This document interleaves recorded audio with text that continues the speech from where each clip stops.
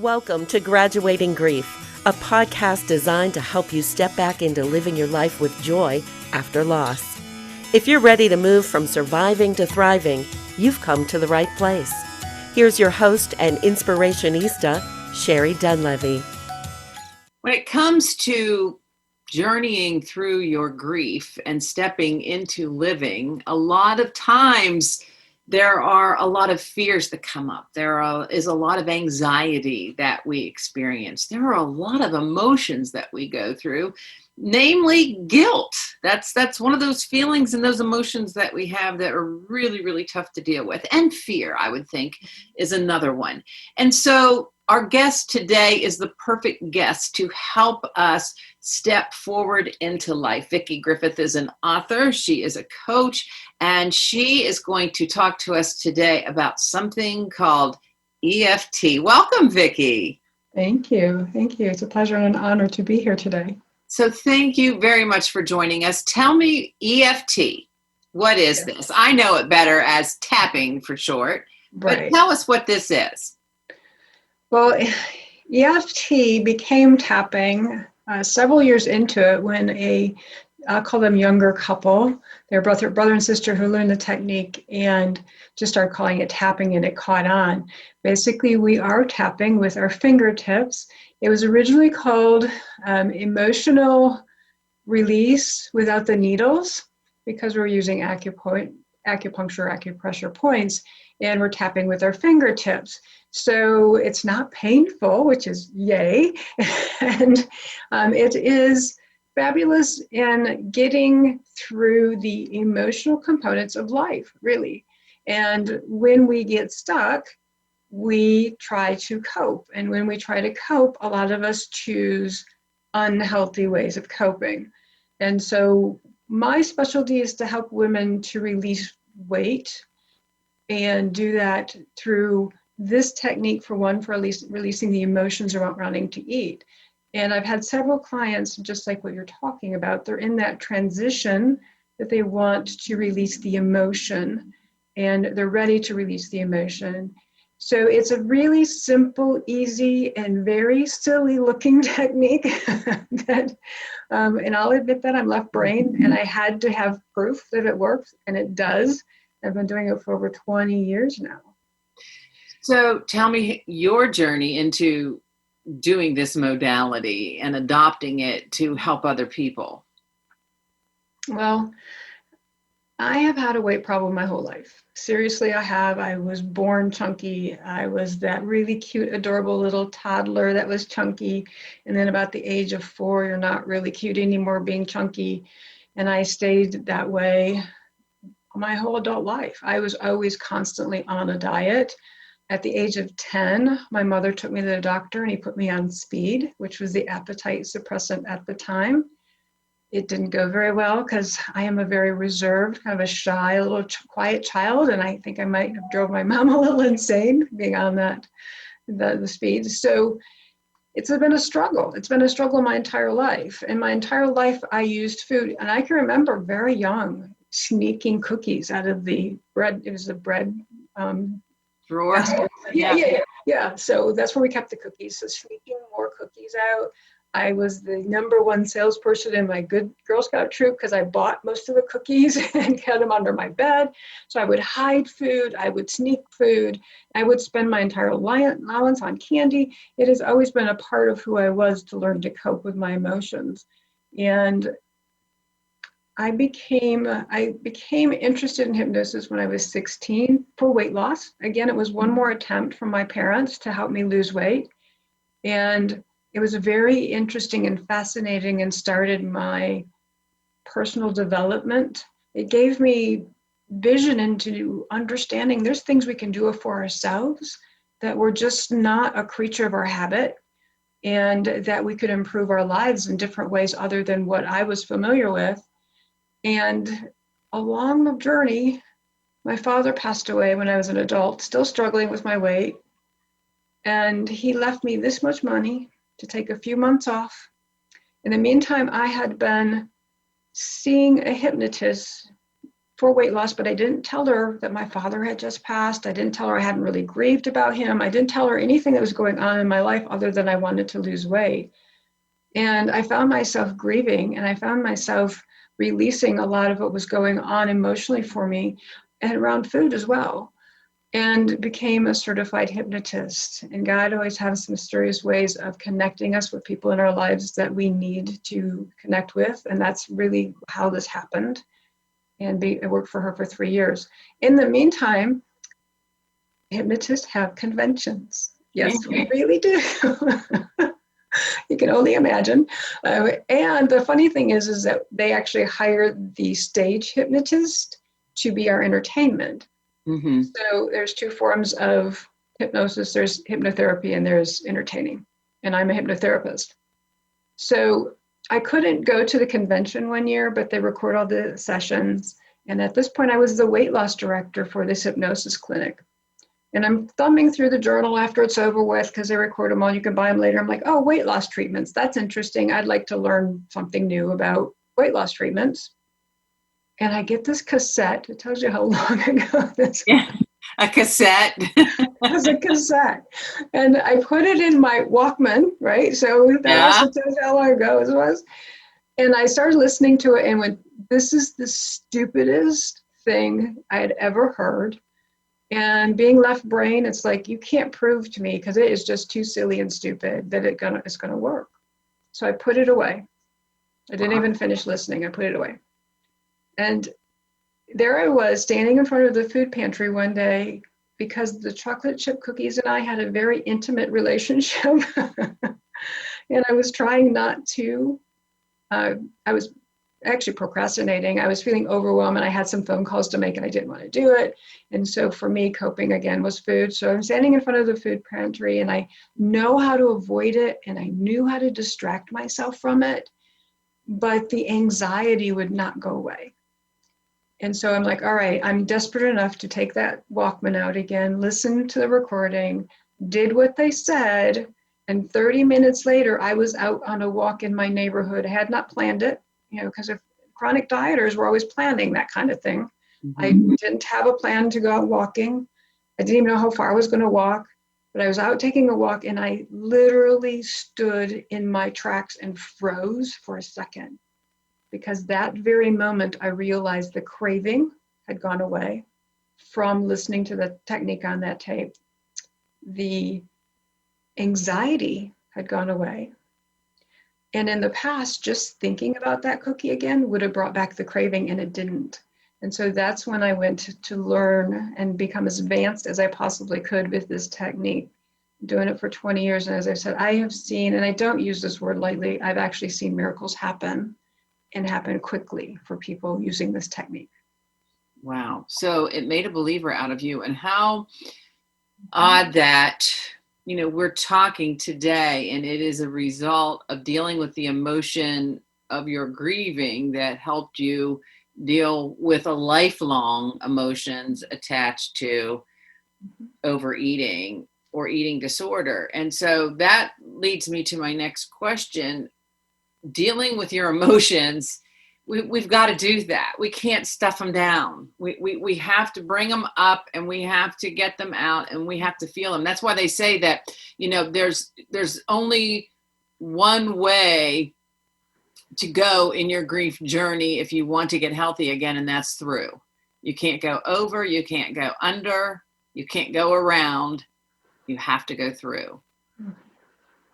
Absolutely agree with that. And then if you've never dealt with your emotions, because in my household, any emotion was not to be expressed. Even happiness was, yes, we could smile, but exuberant, joyful, playful, a little bit of playfulness, but if it got too far, it was kind of shut down. So any emotion we were experiencing as children, I was anyway, that it was bad to express my emotions.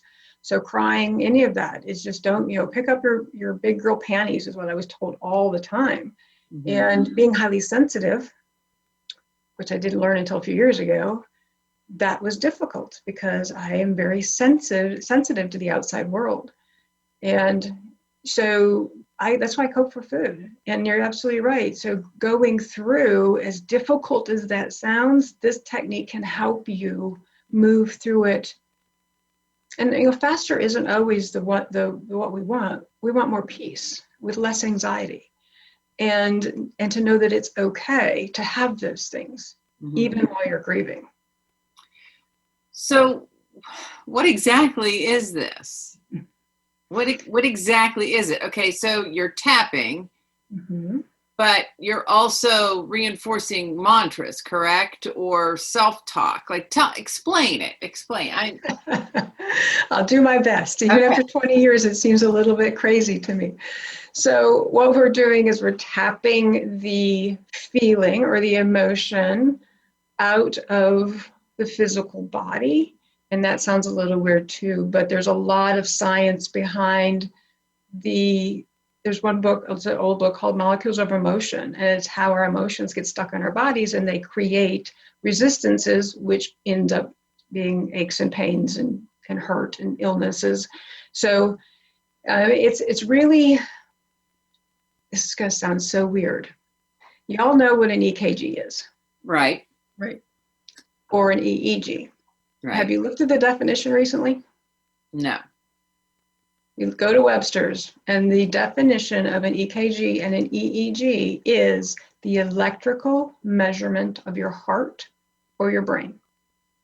So Western medicine is recognizing that we do have energy in our body, energy pathways in our body. They just don't know what to do with it after that and how to help you deal with that after that. So this is based on those energy pathways in your body. And what we're tapping on is called meridian endpoints. And those are the beginning or the end of a pathway. So if you think about your light switch going to your light bulb, and if you flip the switch and the light comes on, it's all good, right? This invisible energy is moving through this cord, through your wall, connecting to the light bulb and turning it on.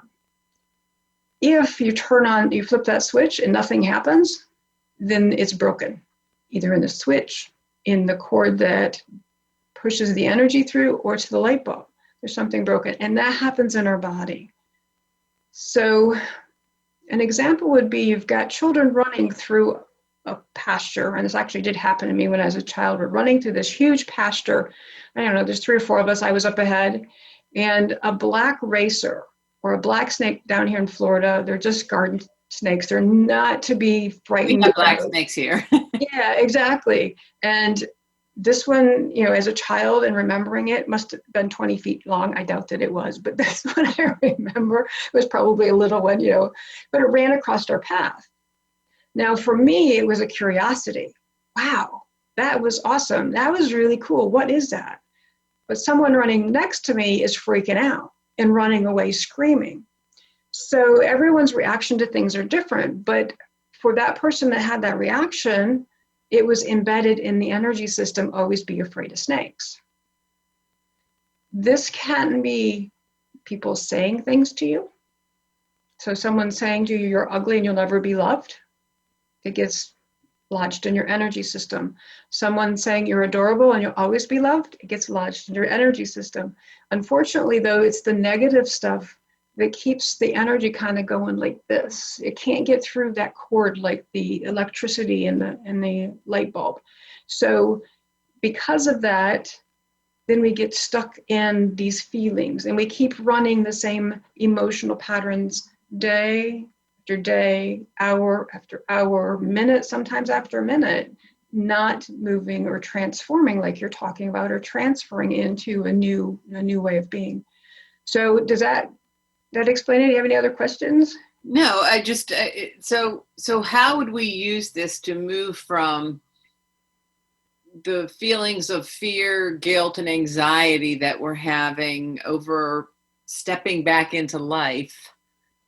You know what I mean? Like how would we utilize this, and what, and how could it help us move forward in a healthy way and be brave enough to take those steps forward? Oh, I love all those questions.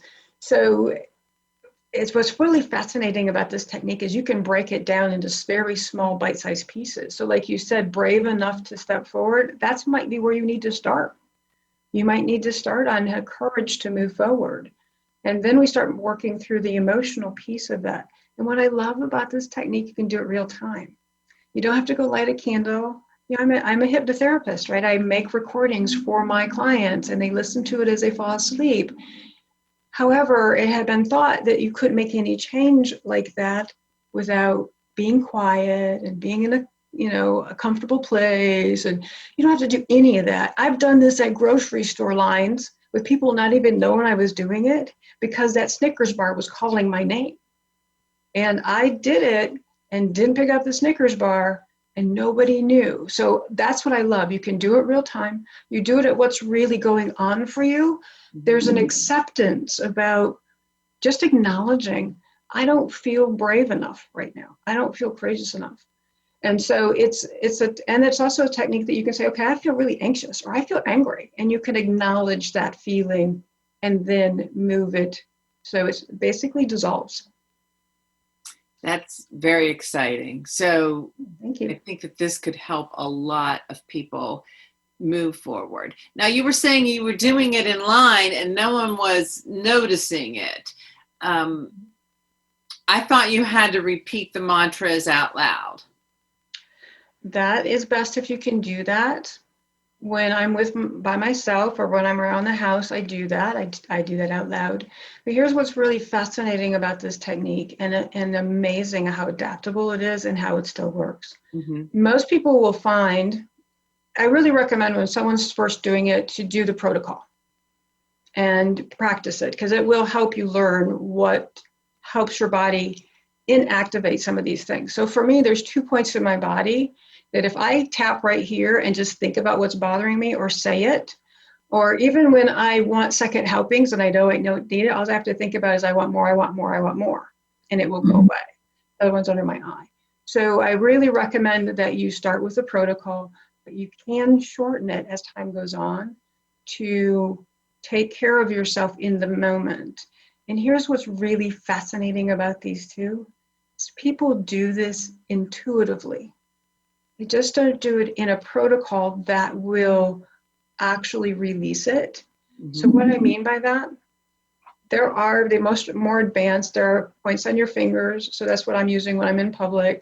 But if you think about it, when people are anxious or nervous, they're tapping their fingers on a desk or a surface. And so it's trying to activate those points near the nail bed. When you're surprised, you go like this. There's 2 points right here. Or you go like this. There's 2 points right here. So intuitively, people are trying to do this. So if I'm standing in line with my hand on my chest, just doing this, thinking, oh my gosh, that candy bar would be so good, but I'm not really hungry, but it would be so good. I would really like it. I know how they taste. I really love them. It'd be so good. Well, I'm not really very hungry and I don't really need it. But and I would be saying it to myself. And so that's what I'd be doing. And no one's paying attention at all because that's normal for people to do that. So would it be possible for you to walk me through something so that we could demonstrate it to someone so they could see how it would work, how, and it doesn't, I guess I don't have to, just a good place to start so they could see what it looks like, so they could see what to expect, so that if they do call you, they're not surprised or shocked, or they go, oh, that's what that is, or they've seen, another video on it before. Sure, absolutely. Walk me through just, a very basic one. Sure. So a lot of people have some kind of tension or pain in their body. Mm-hmm. So I invite you, if you don't mind, to just kind of scan your body and notice where you're feeling tension or pain. Most people have neck tightness or shoulders. That's probably what I'm going to use. But for you, just go ahead and scan whatever your body is and then assign it a number. It's going to be between 0 and 10. 10 being it's really intense and 0 is there is none. If you don't have any pain or tension in your body, I need to know your secret. We need to do this again. No, I'm not going to give you a 0. And it is a guess. There's nothing perfect about this technique. I am a recovering perfectionist.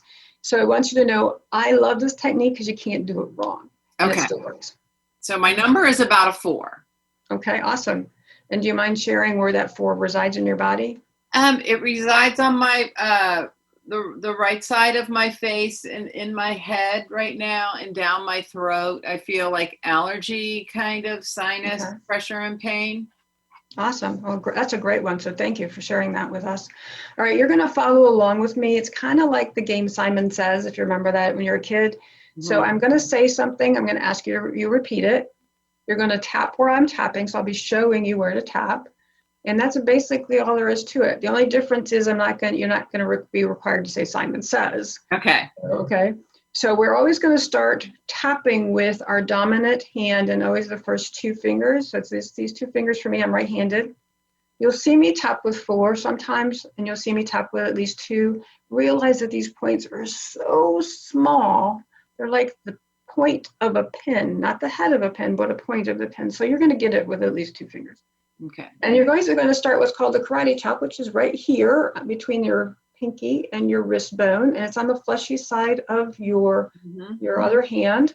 And it's called the karate chop because if you've ever watched anybody in karate chopping boards, this is the side of the hand they're using. So it's called karate chop. Okay. And then you repeat after me, even though I have this tension in the right side of my face. Have this tension in the right side of my face. It feels kind of funny. It feels kind of funny. And it's rather annoying. And it's rather annoying. And it's very irritating.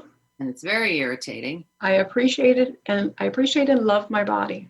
I appreciate and love my body. Even though I have this allergy thing going on. Even though I have this allergy thing going on. And it's really irritating. It's really irritating. And it affects the whole right side of my face. And it affects the whole right side of my face. All the way from my sinuses down to my teeth. All the way from my sinuses down to my teeth. I appreciate and love my body. I appreciate and love my body. Even though I have this tension. Even though I have this tension. I'm okay. I'm okay. And then you go to the top of your head and say this. You didn't use the word tension though. What did you use? What was the word? Do you remember? Tightness. We'll use the word tension. This tension in the right side of my face. This tension in the right side of my face. Eyebrow. This irritation in my sinuses. Which eyebrow? Doesn't matter. It's at the beginning of either eyebrow. This what? Tension. This irritation in my sinuses. This irritation in my sinuses. The next one is this right here at the corner of the eye. This tension in my sinuses. This tension in my sinuses. Underneath your eye. This irritation I'm experiencing. This irritation I'm experiencing. Underneath your nose. This irritation I'm experiencing. This irritation I'm experiencing. Underneath your lips, right here in the crease. This irritation. This irritation. In the right side of my face. In the right side of my face. Now, collarbone, either side, doesn't matter. I tend to cross over my body. So it's kind of like, here's my collarbone. So here's the tip of my collarbone. It's like a couple of inches over. And I know that it's the right one because it feels good or it's sore, either one or the other. This irritation in my body. This irritation in my body. And the silliest one's under your arm. And say, this allergy. This allergy. And then just take a deep breath.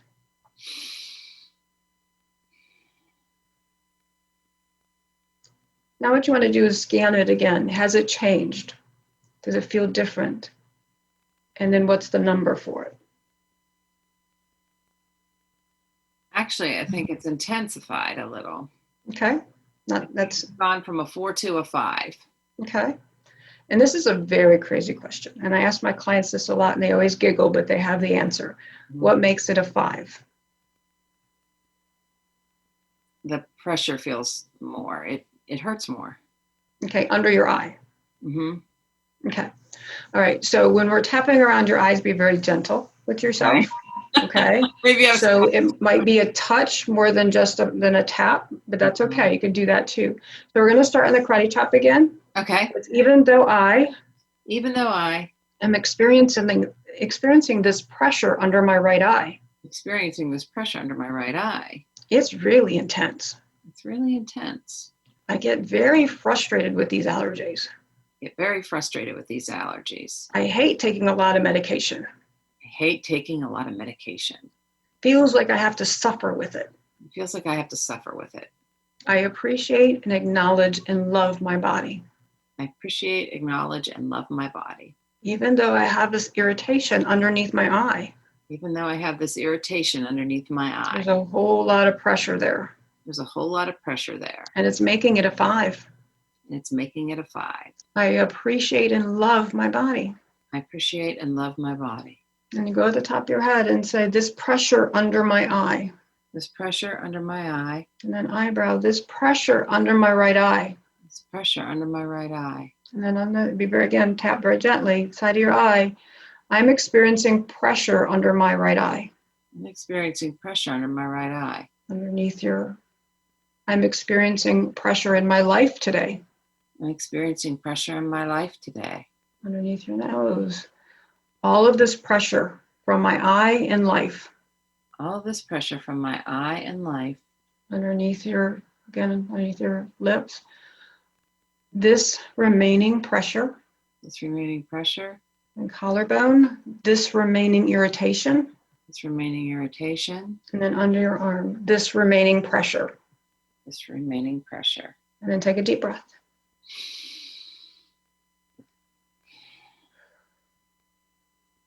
And again, scan it. Has it changed? It's less now. Okay. Has it changed from a pressure? Is it still a pressure? Or is it something else? It's still a pressure, but it's a lessened pressure. Okay. I really felt pressure I felt it like an underlying pressure. Then it really felt like it was like pushing through, but now it just seems calmer. All right, well, let's do this. Even though I want to experience calmness under my right eye. Even though I want to experience calmness under my right eye. And it feels like it's draining. Let's do this. It feels like the pressure is draining. It feels like the pressure's draining. It is. It's going down my throat right now. Awesome. Yeah. I am open to allowing. I am open to allowing my body to do what it needs to do. My body to do what it needs to do. Even though I'm still experiencing a little bit of pressure. Even though I'm still experiencing a little bit of pressure. And it's starting to push through. And it's starting to push through. And I'm getting some drainage. And I'm getting some drainage. I am grateful for the healing my body is presenting. I am grateful for the healing my body is presenting. And go at the top of your head. And any remaining pressure. And any remaining pressure. Eyebrow. Any remaining irritation. Any remaining irritation. Side of your eye. Any remaining anxiety. Any remaining anxiety. Underneath your eye. Any remaining need to keep it. Any remaining need to keep it. Underneath your nose. Life is irritating. Life is irritating. And that's okay. And that's okay. Underneath your lips. I don't need to keep it in my body. I don't need to keep it in my body. Underneath here. Any resistance to moving through this. Any resistance to moving through this. And underneath your arm, just say, I'm okay. I'm okay. And then take a deep breath. Breathing freely. Yay. Breathing freely. Unbelievable. So that's a condition that's in my body. I'm going to put my glasses back on. That's a condition that's in my body, and I'm breathing freely now. Okay. Yeah, wild. If this is fear or anxiety, you would be changing the wording. And so is it your brain hearing your voice talking as well? Well, that's part of it. I think that, well, first let me put a disclaimer on that. So please don't substitute this for a physician. Be wise about this type of things and make sure that you're getting the appropriate attention for whatever's happening for you. Mm-hmm. And also notice that when we were doing this, it changed a little bit. It's called daisy chasing. So we kind of chasing the daisy around wherever it goes. So it might have gone from your eye here down to your big toe. That's not unusual. We just kind of chase it and follow it along, and eventually it will dissipate. But however, like I said, make sure that you see a physician and take care of yourself so you have the right advice. And so then what was your question again? Is it also the self-talk, your brain hearing you reassure yourself and thanking your body for being the healer? So yes, there's some of that. So when you say it out loud, it helps diffuse the intensity. Mm-hmm. So that's why I like my clients to start out with this saying it out loud. It's kind of like the elephant in the room, and then when you speak to it, it becomes a mouse. So if you acknowledge it and you say it out loud, and then it can help disperse it. But what we're actually doing is dispersing it out of the energy system, the flow of energy. So for instance, I talked about these energy pathways. This is, you could call it a beginning and end, or end because it's both, goes all the way around the back of your body and up the front of the body and connects right here. Mm-hmm. So what we're actually doing is getting that out of that pathway by acknowledging it. And a lot of people get caught up in, well, this is pretty negative. Yeah, it is. But you can't change anything until you accept where you're at and you talk about where you're at. So part of it is what you talked about, saying it out loud so the brain can hear it. Part of it is saying it out loud so your mind and the emotion, you can kind of feel that and hear that too, and recognizes this is where you're at and it's okay.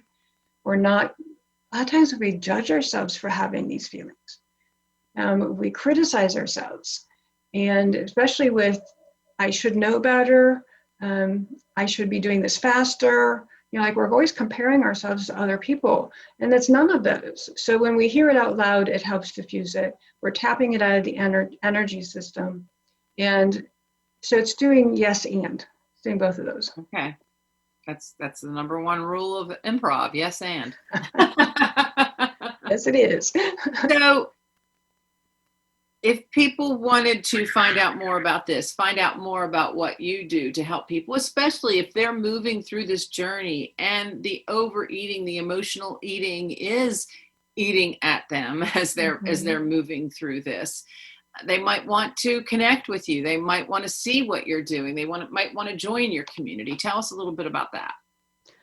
Absolutely. Thanks for asking. So you can always reach me through my email address, and I'm sure we'll be posting that somewhere in the links below, but it's Vickie Griffith at break-through.org. It's really long and crazy, so that's a little harder one. You can also go to crushcravings.com and download videos specifically using this technique to stop your cravings for food. So it's a Band-Aid, right? It's a way to stop the craving piece. It's not really looking to dissolve the underlying. And that's what keeps us going back for food. If we don't dissolve what's underlying, the grief, the feeling of hopelessness, not knowing what to do, like we talked about earlier, not knowing where to go next, who to listen to. If we're not dissolving that, then your cravings will just keep coming back. But it is a way to play with this technique. So that's crushcravings.com, and through there you can get in touch with me as well. All right. Now let me ask you one last question. Do you use this in conjunction with hypnotherapy as well? I mean, so you have your own formulation of how you help people, I'm sure.